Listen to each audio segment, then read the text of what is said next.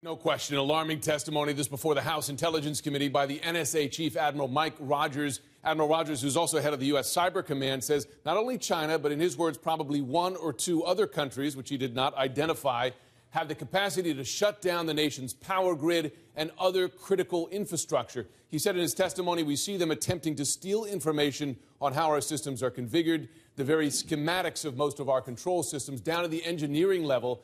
They can look where there are vulnerabilities, he said, and also how they could get in and defeat them. He said that it's not only multiple nation states looking to do this, but also surrogate criminal actors acting on behalf of those nations. We know this is a tactic that Russia has used, for instance, criminal gangs who do the hacking on behalf or under the direction of Moscow. This comes as a new report predicts that there's a catastrophic cyber attack likely causing significant losses of life and money by the year 2025. Interesting, Wolf, that is in his testimony, and under questioning, Rogers said he did not disagree with the assessment. You know, as we talk about this, as I talk to U.S. intelligence officials, this is really at the top of their list. And while we spend most of our attention looking at the threat of terror attacks, which arguably bloodier, more visual, these cyber attacks have the potential to be much more expansive in the damage that they can cause. Am I right, Jim, that in effect the head of the NSA, the National Security Agency, is acknowledging the U.S.